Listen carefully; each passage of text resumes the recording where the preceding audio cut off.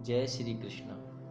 गोस्वामी तुलसीदास जी ने रामायण में एक बहुत अच्छी बात लिखी है कि भाय को भाय अनख आलस हूँ, नाम जपत मंगल दिशि दस हूँ। कि भगवान को चाहे कैसे भी भजो, अच्छे भाव से भजो, चाहे बुरे भाव से भजो, चाहे आलस में भजो, चाहे कैसे भी भजो, किसी भाव से भजो, तभी भगवान इतने दयालु हैं कि नाम जपत मंगल दिशि दस हूँ। कि नाम, सिर्फ भगवान के नाम जपने से ही भगवान उनका कल्याण कर देते हैं। आज ऐसे ही एक भगत की कथा सुनाने जा रहा हूँ, बड़े ध्यान से सुनना। बहुत अच्छी कथा है। जिसका स्वभाव था डाकू, चोरी करना, तब भी भगवान ने उस पर कृपा की, अपने दर्शन दिए। तो होता क्या है, एक गांव था, वहां पे किसी गृहस्थ के घर पर एक भगवान की कथा चल रही थी। पंडित जी बहुत ही अच्छी कथा कह रहे थे। सभी गांव वाले कथा सुनने के लिए आए थे और बड़े ध्यान से भगवान में मन लगाकर कथा भी सुन रहे थे। लेकिन होता क्या है, अचानक उसी समय वहां पर एक डाकू आ जाता है। वो देखता है कि सारे गांव वाले कथा सुनने में व्यस्त हैं, इससे अच्छा मौका और क्या हो सकता है। तो वो चोर क्या करता है, जिस गृहस्थ के घर में कथा हो रही थी, उसी गृहस्थ के घर में चोरी करने घुस जाता है। इधर उधर देखने लगता है कि कुछ मिल जाए। जब सब जगह छान मारी लेकिन कहीं से कुछ भी हाथ नहीं लगा, तो क्या है, जैसे ही बाहर की तरफ आया तो अचानक से पंडित जी की कथा उसके कानों में पड़ गई। और उस समय पंडित महाराज क्या कर रहे थे, भगवान श्री कृष्ण और बलराम के श्रृंगार का वर्णन कर रहे थे कि जब मैया यशोदा और बाबा नंद उनको माखन मिश्री खिला के गाय चराने के लिए भेजते थे, तो कैसे सजाते थे स्वर्ण आभूषणों से, हीरे जवाहरात मोतियों के आभूषण पहनाते थे, मुकुट में, बाजूबंद में, हार में मणियां ही मणियां जगमगा रही थी। बहुत ही सुंदर दृश्य था।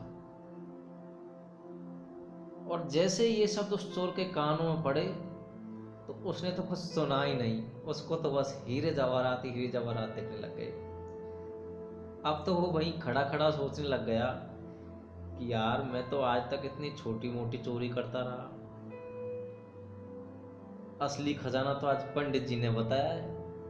अब तो बस वही बात मन में जम गई कि कैसे भी करके अब तो पंडित जी से उन 2 बालकों का पता पूछना है, कहाँ रहते हैं, कौन से गांव में रहते हैं।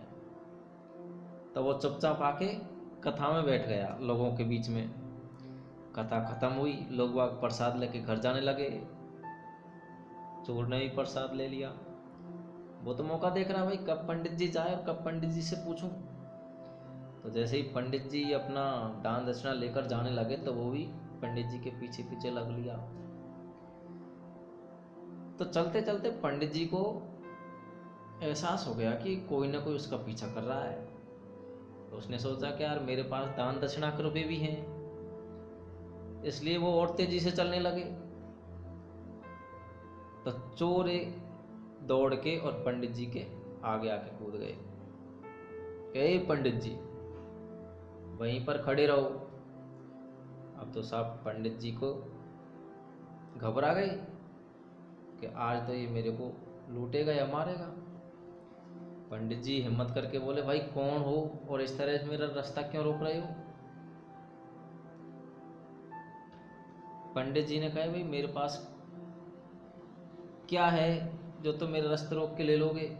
तो वो बोला, देख मैं डाकू हूँ और मुझे तुझसे कुछ नहीं चाहिए, लेकिन मुझे तो उन बालकों का पता बता दे जो सोने चांदी हीरे मोतियों के आभूषण पहनते हैं, उनको लूटना है मेरे को। तो पंडित जी ने कहा, भाई मैं तो किसी का पता नहीं जानता। कि पंडित जी झूठ बोलोगे तो यहीं पे आप मृत्यु को प्राप्त हो जाओगे। क्या आपने ही तो कथा में कहा था रात में।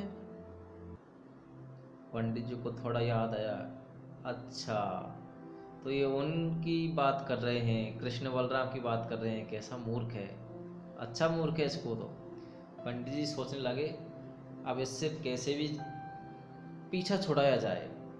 तो पंडित जी ने बोल दिया कि यहाँ से उत्तर दिशा की तरफ चले जाओ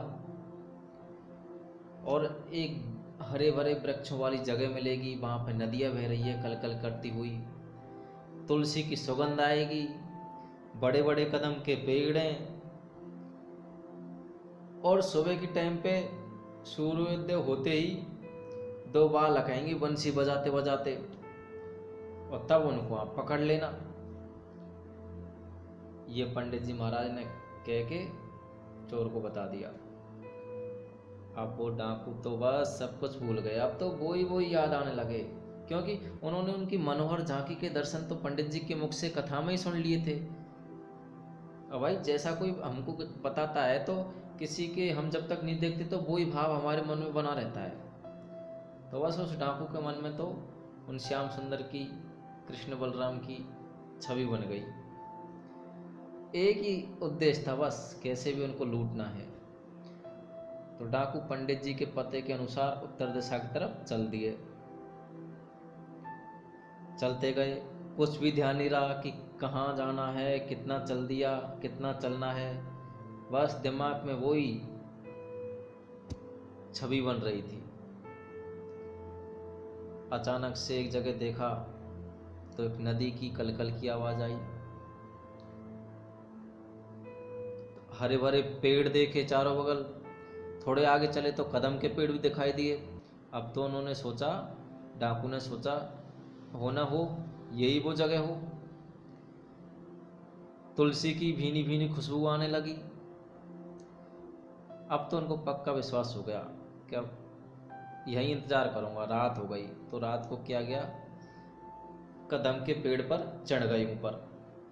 अब उनको नींद कहाँ से आए, उसको तो बस कब वो आएंगे बाला और कब उनको लूटूं, एक ही ले लगा रखी थी, रट लगा रखी थी। पूरी रात भर मदन मोहन की झांकी जो मन के अंदर फोटो बन रहा था उसको निहारते रहे। जैसे ही सुबह हुआ तो उतावले मन से चारों तरफ देख लगे, अब आए अब आए। कुछ समय इंतजार करने के बाद में हल्की हल्की बंसी की मनमोहक ध्वनि उसके कानों में पड़ी।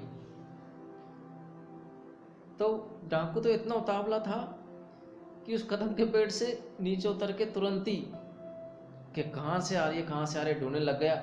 जैसे नीचे उतरा तो आवाज फिर से बंद हो गई। उसने सोचा कि शायद लगता है अभी तो नीचे से मेरे को आवाज नहीं आ रही, फिर वापस चढ़ गया तो फिर वो आवाज तेज होने लगी। अब तो डाकू सोच रहा है हाँ इधर ही आ रहे हैं, क्योंकि आवाज तेज होने लगी। तो क्या देखता है, थोड़ी दूर पर दो सुंदर बालक आ रहे हैं, मनमोहक, तेज इतना कि सूर्य का प्रकाश भी फीका पड़ रहा है। जैसे ही उसने डाकू ने भगवान कृष्ण और बलराम की छवि को देखा, सुध-बुध खो गए। एक समय के लिए तो भूल गए कि कहाँ है, क्या लेने आया हूं। जैसे ही थोड़ा होश संभाला तो कूद के कृष्ण और बलराम के आगे, ए बालको चुपचाप खड़े रहो और अपने जो गहने हैं ये सब मेरे को दे दो। कन्हैया ने कहा कि भाई हमारे गहने हम तुमको क्यों दे, कि मैं डाकू हूं, या तो तुम दे दो चुपचाप वरना मैं तुमको मार के गहने ले जाऊंगा। फिर भगवान ने सोचा अच्छा तो आप डाकू हो तो हम हमारे गहने आपको क्यों दें। जो डाकू बोला कि देखो मैं तुम्हें मारूंगा नहीं, क्योंकि तुम बहुत ही सुंदर हो, अच्छे हो, प्यारे बच्चे हो, इसलिए मैं तुमको मारूंगा नहीं, सिर्फ तुम्हारे गहने लेना चाहता हूं, मैं चलो जाऊंगा। भगवान ने कहा अच्छा चलो ठीक है, लो हमारे गहने ले लो। जैसे ही भगवान हाथ आगे बढ़ाते हैं तो उस डाकू का तैसे ही स्पर्श होता है भगवान श्री कृष्ण से। स्पर्श होते ही आहा, वो तो अलौकिक दुनिया में खो गए। क्या गहना, क्या लूट, इतना तेज, इतना रूप मनमोहक, ऐसा दृश्य बन गया कि मानो उसको सब कुछ मिल गया। थोड़ी देर बाद जैसे ही होश आया तो डाकू बोला नहीं नहीं, मुझे गहने नहीं चाहिए, मुझे तो बस तुम्हारा दर्शन होता रहे, मैं तो तुम दोनों बालकों को देखता रहूं, मुझे नहीं चाहिए गहने।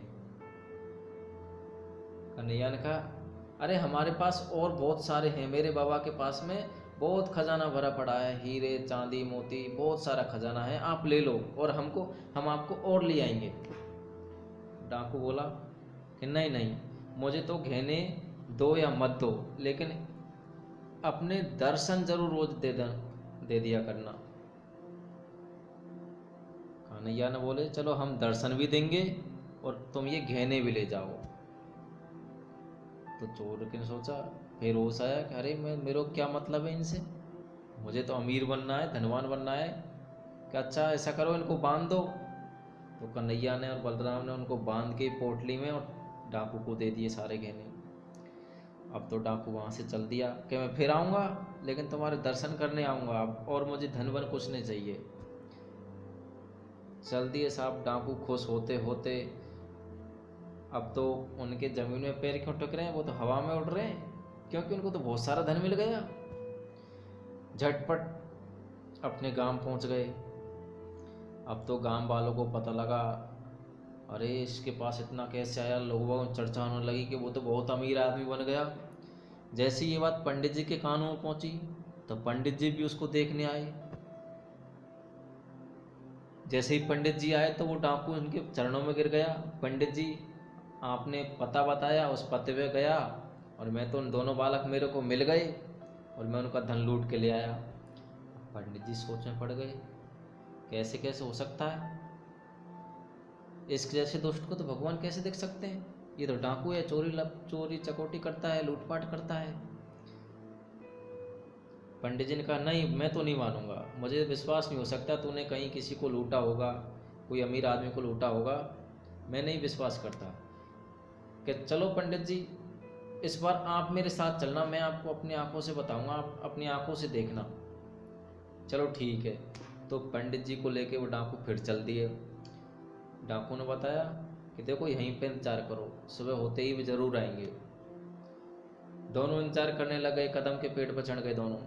सुबह हुआ, वही बंसी की धुन बजने लगी, गायों की आवाज़ आने लगी, तुलसी की खुशबू फेंकने लगी, यमुना की कलकल धारा बह रही है, मानो स्वर्ग से भी सुंदर दृश्य बन गया।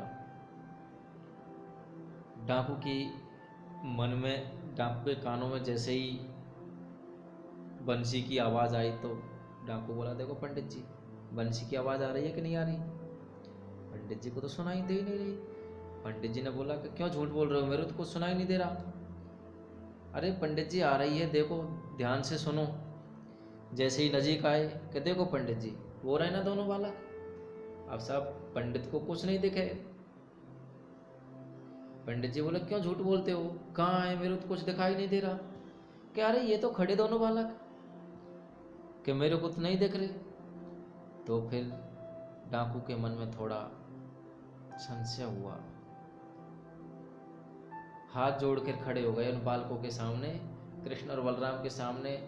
बोले तुम दोनों कौन हो? तुम साधारण मनुष्य तो हो नहीं सकते, तो आप मुझको दिखाई दे रहे हो, लेकिन पंडित जी को क्यों नहीं दिखाई दे रहे? तब भगवान बोले कि तुम्हारे मन में दिन रात हमारा ही भाव था, हमारा ही भाव था, और वो भाव हमको पसंद आ गया। जैसे ही जब से तुम हमको भजने लगे, तब से ही हमने तुम्हारी पुकार सुन ली। हम भाव देखते हैं, तो अच्छा ऐसा करो, आप इस पंडित का हाथ पकड़ो और हम इनको भी दर्शन देंगे। जैसे ही डाकू ने पंडित का हाथ पकड़ा और इधर भगवान ने उनको दोनों को दर्शन दिए, पंडित जी धन्य हो गए, उस डाकू के चरणों में लौट गए कि मैं इतने सालों से भगवान की कथा करता रहा, लेकिन वो भाव मेरा जागृत नहीं हुआ। धन्य हो आप, जो गलत पता बताने पर भी आप भगवान तक पहुंच गए। इसलिए कहा गया है कि भगवान को भाए कैसे भी भजो, लेकिन भजो। भगवान बहुत दयालु हैं, वो अभक्तों पर भी दया करते हैं। जय श्री कृष्णा। तो ये कथा आपको अच्छी लगी होगी, हमारे चैनल को सब्सक्राइब कर देना, जिससे कि हमारे कथा प्रवचन भजन आप तक पहुंचते रहे।